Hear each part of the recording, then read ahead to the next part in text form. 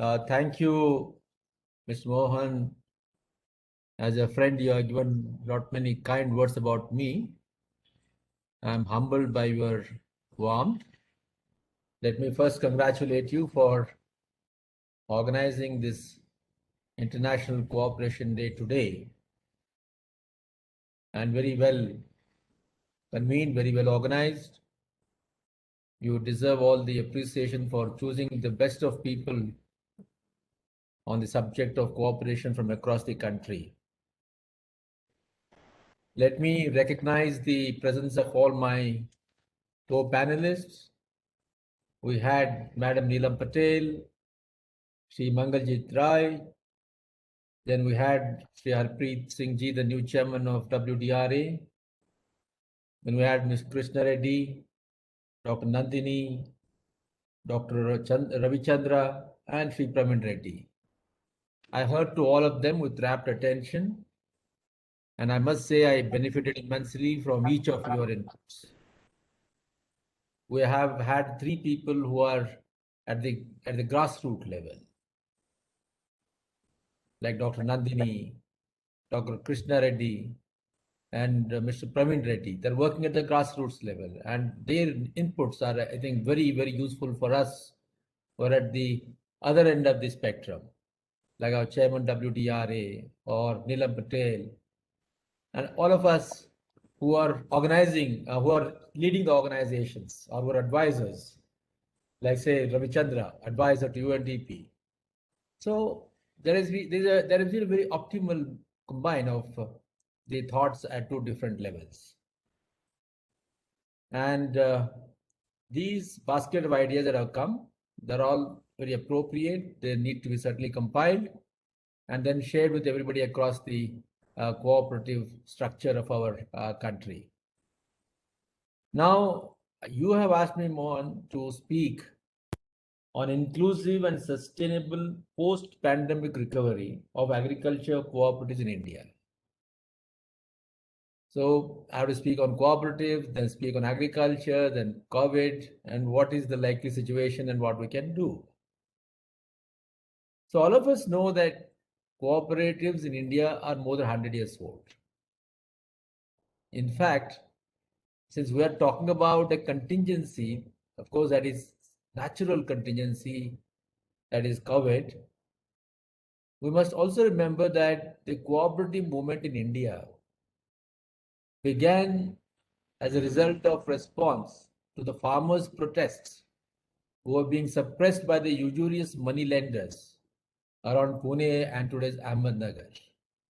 So it was in 1870s when the British government brought some new acts, but then the structure took shape in 1904 with the credit cooperative societies, and there was a movement up to independence time.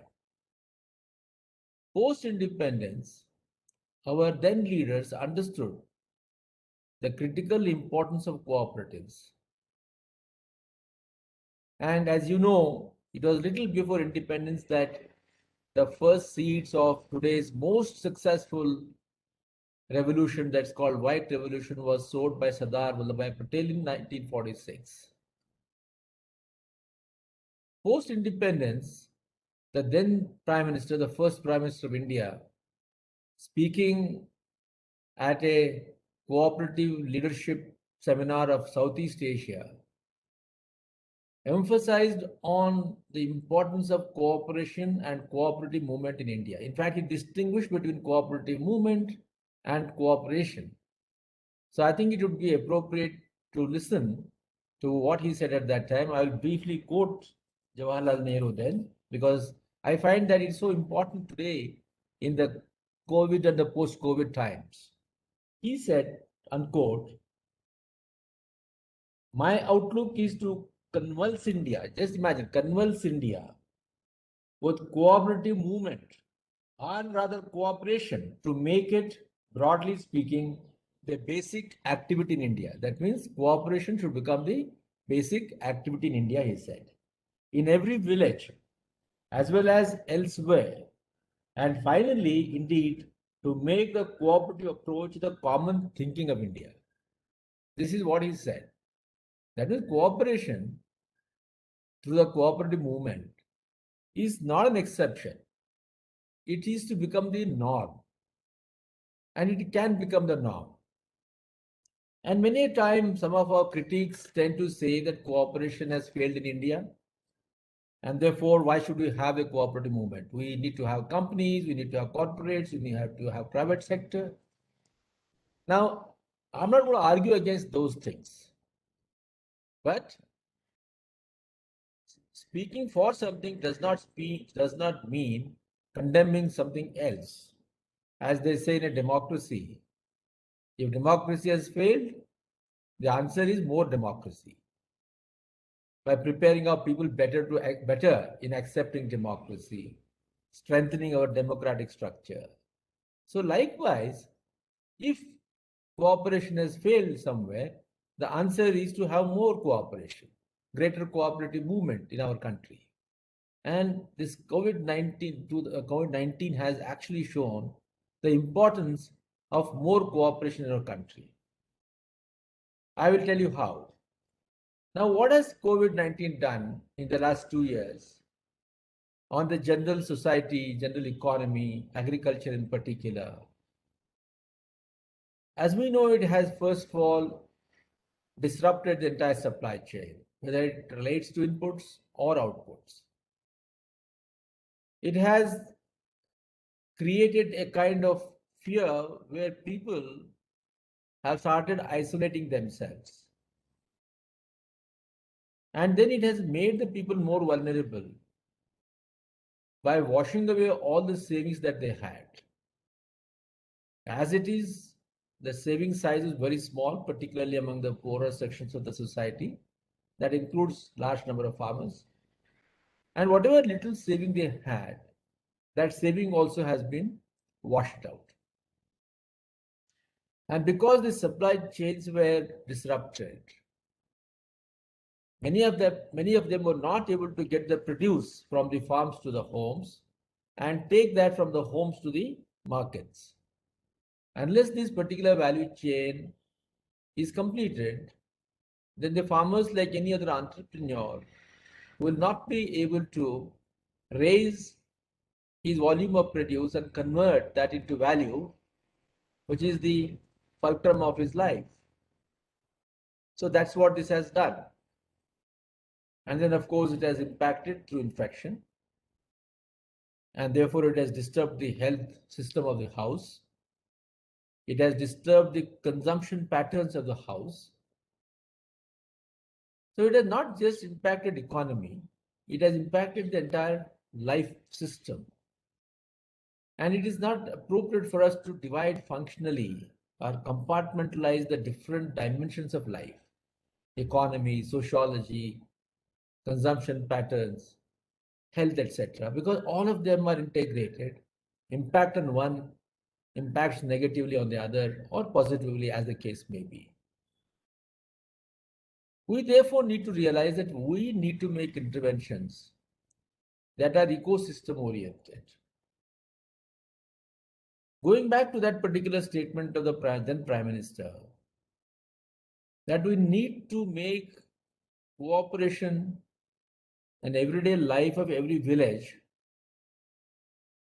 nothing better could be demonstrated for the need of that than COVID-19.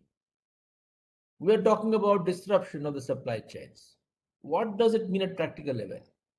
It meant that if the farmers wanted inputs, there was nobody to sell because the shops had been closed, or even if the shop was open, he had not got his stock from the wholesaler. If he wanted to sell his commodity, the people are not allowed to come to purchase that. You're not able to travel to the APMCs, though government relaxed a lot of norms to enable this thing. But in general, as the Secretary General of United Nations talked on the eve of International Cooperative Alliance, that there has been a disruption at the physical level, at the emotional level, at the sociological level, and at the environmental level. Therefore, this year's theme is in sync with that particular thought, that we together build better. And in a way that is an extension of the theme of last year, 2020, it was cooperation for climate action. Because we now realize that climate and contingency like COVID-19 have got an organic linkage. And when we are now talking about building better together, it highlights the importance of coming together. That means unity is strength. The strength lies in unity. And it has got a practical value in India at the economic level. The reason? Our farms are very small and marginal. They're divided and fragmented. And the marketable surplus ratios are very small. Therefore, the marketable surpluses will be in small in lot, transaction cost goes up. And because the assets are small, the purchase of inputs, sale of output, all of them are subject to high transaction cost. Only when we're able to bring people together, like as some of you said, aggregation of the lots, when we're able to bring people together through mobilization and create bodies of people, and that is a fundamental right, Article 19 of the Constitution, where it gives us freedom as a fundamental right to us to form associations. That means it could be cooperative, it could be society, it could be company, whatever name it goes by, but it gives us a right to form associations. So when we bring our people together, enable their purchase of inputs and sale of outputs through commonality of platform, naturally we are bringing what is called as scales of economy. And modern economics teaches us that only when we bring scales of economy to operations, whether agriculture or industry, are we then able to harvest the advantage in terms of higher profit. So it is of practical value in agriculture and all related activities that we bring people together to give meaning to this particular aphorism called unity is strength. So we must believe in that not just as a homily, not just as an emotional requirement, but as of a practical value. Now, what has COVID-19 done and how do we restore this thing? I think that's the biggest challenge. So I would like to highlight that there are at least 10 issues where we must be focusing, and on each of these 10 points, coming together has got an answer because it will make it more efficient and more effective. Those 10 issues that I would like to talk about, I mean, where you already talked about, but I'm consolidating those thoughts. One is social safety net. I was extremely happy to see, I mean, listen to Reddy Garu from Hyderabad, that they have started giving pensions, for example, to the farmers. Even before we have thought of it at government level, this particular Volkal Muru society has thought of it and is also begun to implement. So social safety net, whether it is public distribution system, whether it is supplementary incomes, whether transfer of entitlements, or uh, free ration distribution as government has done up to November of 2021. But there could be several kinds of issues, support that we can give a social safety net. And that's very important during the COVID time and also during the post-COVID time, because recovery is not going to happen immediately. For the economy to recover to the pre-COVID time, it will take at least another 2 years. And if another COVID does not impact us, that is 2 years. If another we have another kind of an impact, whether this contingency or some other contingency, maybe it will be extended by 3 years or 4 years. So how do you build social safety net is very important. Then risk management. What has COVID shown us? That we are already vulnerable and we can be more vulnerable and we become almost impotent because whatever savings we have had would have been washed out. So how do you bring in risk management? It could be financial risk management, non-financial or technology-based risk management. But risk management is something that is very important as a part of resilience of our response to the COVID-like situation.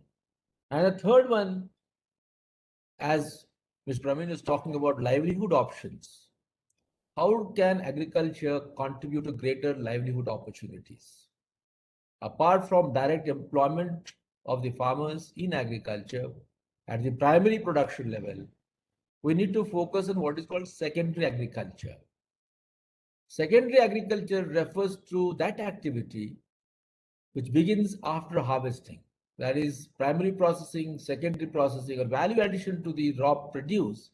And more importantly, treating all of the byproducts like stalk and paddy straw, cotton stalks, roots, and various other byproducts which today considered waste as valuable commodities which can be utilized for creating various kinds of materials. Today, for example, we've got pectin in the fruits, in the fruit skin. How do you use that pectin, for example? How do you use the bones of the animals? How do you use the viscera of the animals? How do you use the skin, the hair of the animals?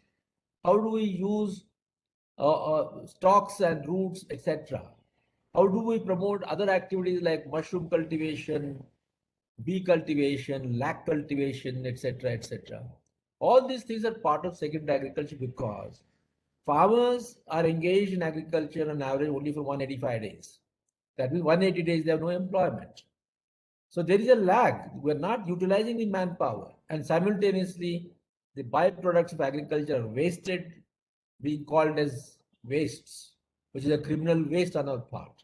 So, how do we therefore build new skills, create new products, build value chains for them, and generate more employment opportunities so that during such COVID like contingencies, the farmers are able to generate their own employment or livelihood options at the village level and earn some additional money. The fourth one, of course, is small scale farming, or what's called today family farming. Family farming refers because it refers to that activity where the farm family, all the members are engaged in agriculture. We don't want, of course, all the farm family members to be engaged in agriculture all the time because it leads to underemployment or disguised unemployment. But given the situation like COVID, where reverse migration happens, then we should be prepared to let these people engage themselves on their own farms. But then how do we ensure or enable them to increasing the cropping intensity?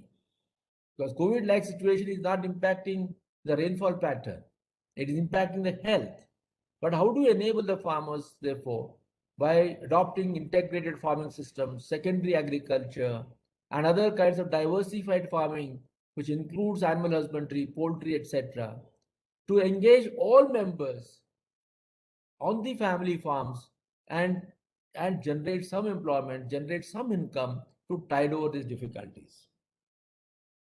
I'm not saying I'm referring to cooperatives now because all these things are to be done by cooperatives only. I've started with the premise that cooperation and cooperatives must become the thinking of all our people, thinking in every village, in every community. And how cooperatives can actually take to all these activities is the challenge, and we can do that. And then collective farming. As you know, cooperation can happen at production stage, at marketing stage, at processing stage, at input stage. It can happen at every segment of agriculture. So how do we promote collective farming? Which means contract farming, which means leased farming. And today's laws allow for leasing, they allow, at least in some states, they allow for uh, production together through the contract farming system, through the farmer producers organizations. So there are different approaches where we can have kind of a collective farming. That without surrendering the ownership to the agriculture land, I cooperate with one another, with others to have more efficient input and output management. And then, of course, investments. You all talked about investments because without investment, there can be no growth. Investment in any enterprise is what determines the rate of growth. So we need to invest higher capitals for capital formation as well as production investment. Most cooperative societies at the primary agriculture at primary level are engaged in offering production loans. It's only the higher tier of cooperative structure which lend, for example, to as capital investments. But both production loans and capital loans become extremely important to retain the resilience of the agriculture sector. And as we actually take care of the investments, capital investments, one point that all of us must remember in India is, given the fact of uh, tentativeness of our income of large number of farmers, that means their purchasing power is very low. One kind of contingency like COVID will push them below poverty line, and it's already believed that large number of people have been pushed below poverty line already. So combining production loans with consumption loan is very important. Many a time, most of the assets of the farmers or the landless agricultural labor have gone NPA only because they have been forced by circumstances to divert the loans for consumption loan. It could be education, it could be health, it could be marriage, it could be anything like that, sometimes just for consumption, for eating and living. Hence, we must recognize the requirement of a consumption loan. And I'm happy to, I once again refer to Reddy Garu, that he has started giving loans for education apart from giving pensions. So it's very important that consumption loans are recognized by cooperative societies, because it is the poorer people who go to the cooperatives. It is a relatively richer people who go to the banks, financial institutions. So cooperatives, whose one of the basic principle is not profit but people. That is one of the fundamental principles. So we must have some portion of our loans as consumption loan. And of course, buffer stock. Buffer stock, not just of consumption commodities, but also of the input commodities. Because in order to meet, let's say COVID time when the inter-district or interstate movements are barred, but the season has begun. How do we ensure that the farmers have access to the inputs, whether it is seeds or seedlings, or it is pesticides and fertilizers, organic manure? All these things are to be made available to the farmers. The question arises, can every society, every cooperative society cater to all these things? May not be. Yes, our act provides for multi-purpose cooperative society. Yet it may not be possible for every cooperative society to cater to every single requirement. But what it can do using the modern technology is to build platforms, and the societies can be able to connect the farmers to a seedling provider, to a seed provider, to an input provider, and ensure that the farmers get what they want, because that's the biggest constraint during these kind of situations. So we need to have buffer stocks of all these things, including machinery, for example. Then staggered procurement and pricing. Then how do we ensure that when a situation is such that you are not supposed to get all the people together, we ration the days among the people for procurement, and also the society may not have all the money to give at once, so they may have to stagger even making payments to the farmers. So we need, because societies have that flexibility. I'm talking of all these things because the societies are built on the principle of openness, of flexibility, which is all not possible in government agencies. So the societies must be able to take advantage of this particular flexibility and open-mindedness and cater to the people depending upon the situation. And of course, the financial reforms are very important. I think one of you did refer to that. And we know that after the Vaidyanathan Committee report given in 2000, which was rolled out in 2006 but formed in 2004, many of the primary agriculture credit cooperative societies have taken advantage, but many have not taken advantage. It is possible that because there has been a crisis that the societies have gone through, they have not been able to recover their money. So most of them are facing crisis of finances. We may require another kind of recapitalization. I'm just talking about it as my personal idea because it's more a deliberate discussion. Possibly we need to look at recapitalization of the entire cooperative credit structure so that they are able to overcome the crisis that they are facing on account of the poorer economic financial turnover during these 2 years of period. And then, of course, stakeholder participation. Now, stakeholders, who are the stakeholders? Is it only the farmers or the members and the cooperative leaders? Or there could be others? Today, the time has come for us to actually open up and then recognize that we need to build a social contract. The cooperative structure has to build a social contract. And that social contract means keeping our doors and minds open to all nature of stakeholders, whether it is business, enterprise, the small artisans, the farmers, landless agricultural labor, various financial institutions, so that we are able to make a confederation of the cooperatives, that means cooperatives of cooperatives at the grassroots level itself, not just necessarily at the vertical level. So we need a federation of cooperatives, and using the new technology platform, including, for example, the block level technology, because block level technology, it helps us to maintain transparency. It helps us to maintain honesty. The most important requirement in cooperative movement is honesty and integrity. Today, digital platform like a blockchain technology helps to maintain that kind of transparency, because every stakeholder knows what is the data being fed onto it and what is the data being minused or changed. So blockchain technology has an advantage of bringing everybody, just as you and I have been brought together here, though physically separated, we're all meeting together on the same platform and able to transact as efficiently as it happens in a physical transaction. So likewise, a ledger can be maintained in a transparent and objective manner by having a blockchain technology. So we should be able to build what is called a stakeholder partnership. So before I close, I would like to reiterate the basic principles of cooperation, of cooperative movement. That is, as we know, it is membership driven. It is dependent on what is called economic autonomy and governance autonomy, equity, equality, and solidarity.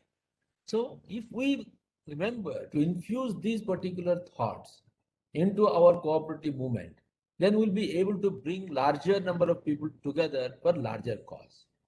So I want to reiterate these things for the simple reason that today time has come to build more cooperatives in our country based on specialization as well as based on multi-utility approaches, that we need to have more of cooperatives. But let's say, take for example, water management. Water is one of the critical input for our agriculture, and the water crisis is increasing day after day. As Madam Patel started, she said that we had 5,500 cubic meter per capita in 1951. Today it has come down to 1,400 cubic meter per capita, and it is estimated to go down to 1,100 within the next few years. So this calls for water use efficiency. And of the total utilizable water in our country, for example, we have around 1,800 billion cubic meters of water which is utilizable.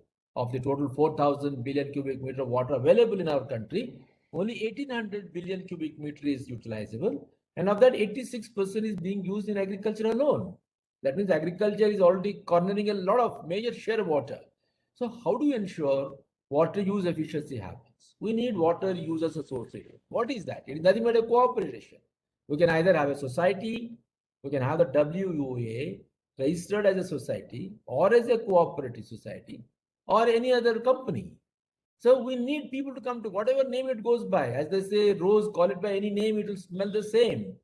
So basically, it is people are coming together with a common purpose. So how do you build water users association? If money is a constraint, credit is a constraint, how do we further strengthen self-help groups beyond microcredit and beyond microcredit? How do we strengthen commodity interest groups so that they're able to reach out to wholesale markets, including including the commodity exchanges through the farmers in commodity interest groups? How do you build large number of farmer producers organizations? As you know, government is now committed to 10,000 farmer producer companies by 2024. And these kind of experiments are now, they are no more experiments. They are the life in European countries. So that's where, I mean, before cooperative movement came to India, they were already existing in Italy and Germany and France. A study in France has shown that wherever the farmers have been members of the farmer producers companies or any other kind of society, they have gained better returns on their investment. They have been able to sell their produce at cheaper rate to the producer to the consumers than who are not members. That means imagine producers benefit, consumers benefit, and good for the society, good for the ecology. So if that is what has been seen in European Union, we should be able to learn much more. Yes, within our own country, we are the best example in white revolution. I mean, that is the shining example for the whole world. But the question is, why are we not able to replicate what has been done in the milk sector, in the perishable horticulture sector, in the perishable meat sector, or in non-perishable agricultural sector? Imagine, it only goes to show it is not the lack of technology, not the lack of business management principles. It is a lack of internal champions, the lack of honesty. If we are able to build these two things, honesty of members and integrity of leaders, we will be able to succeed with the cooperative movement. Now, how do we bring in this thing? This cannot be bought in the market, unfortunately. So I think the one way to do this is educate people much more, and they are then able to question the leaders. And secondly, deploy as much technology as possible, because technology today makes it possible to provide access of the information and the data to every member. So I would suggest that as Dr. Nandita was talking about, today the advantage of technology is that even when we decentralize our production, decentralize our marketing, decentralize our industry into cottage industries, we'll still be able to bring in scales of economy by deploying technology. Aggregate, disaggregated, decentralized lots can be brought together through use of technology. So we should make use of technology. Unfortunately, all our cooperative societies have not come into core banking solutions. So one of the suggestions that we should, I mean, important point that we should noting is, in addition to recapitalization, we should now bring everybody into core banking solutions. We should have a very strong input of technology into both the management as well as the members and the people at large. And that's what the digital platforms have shown during the COVID time. So it is possible for us today to build a modern cooperative movement based on a better capacity building, better literacy, digital technology, financial literacy, and of course, to keep identifying internal champions, whether it is the farmer producers company of Nashik or the banana growers cooperative in Tamil Nadu. They're all fine examples of internal champions who are committed to cooperative movement. So wherever we have those kind of people, I'm sure we can do. So let us, I think, therefore, the purpose of organizing this kind of events is to really give us ourselves a confidence and a desire that cooperative movement is there, should be there for all times to come. It has not ended really. I think the COVID-19 has shown us that we need more of such organizations. So I will stop here and thank you all for giving me this opportunity. Since all of us here are all converts into the belief that cooperation is important for us, and let's really try and do something more continuously by promoting the value or incentivizing honesty, integrity, recognizing good leaders who have been making contributions to the cooperative movement, and enabling them with better capacity at technology level, at management level, at leadership level also. Just like Mr. Tribhuvan Das Patel, for example, he had no training, but he was honest, internally an honest person. He was innately a good leader, and he was supported by a great professional leader like Dr. Kurian.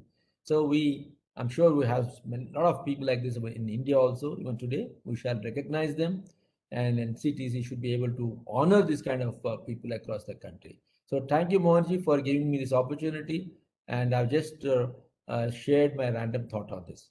Thank you. Namaskar to everybody.